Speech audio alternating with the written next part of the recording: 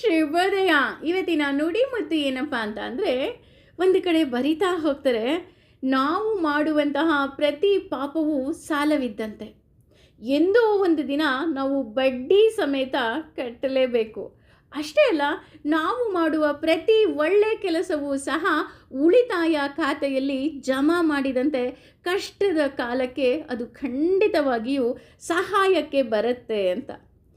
ಇದೇ ಸಾಲುಗಳನ್ನು ಕುವೆಂಪು ಅವರು ಬಹಳ ವಿಭಿನ್ನವಾಗಿ ಹೇಳ್ತಾ ಇದ್ದಾರೆ. ದಕ್ಷಿಣದ ಕಾಗೆಯೊಂದು ಉತ್ತರದ ಕಾಶಿಗೆ ಹೋಗಿ ಗಂಗೆಯಲ್ಲಿ ಮಿಂದರೆ ಅದು ಕೋಗಿಲೆಯಾಗಿ ಬದಲಾಗೋದಿಲ್ಲ ಅಂತ. ನೀನು ಎಲ್ಲ ಪಾಪಗಳನ್ನು ಮಾಡಿ ಗಂಗೆಯಲ್ಲಿ ಮಿಂದ ತಕ್ಷಣ ನಿನ್ನ ಪಾಪ ತೊಳೆಯೋದಿಲ್ಲ, ನೀನು ಸತ್ಕರ್ಮಗಳನ್ನು ಮಾಡಿದಾಗ ಮಾತ್ರ ಅದು ಸಾಧ್ಯ ಅನ್ನುವ ಸೂಕ್ಷ್ಮ ವಿಚಾರವನ್ನು ನಮ್ಮ ಕುವೆಂಪು ಅವರು ಹೇಳ್ತಾ ಇದ್ದಾರೆ. ಖಂಡಿತ ಒಮ್ಮೆ ಯೋಚನೆ ಮಾಡಿ. ಆಗಲೇ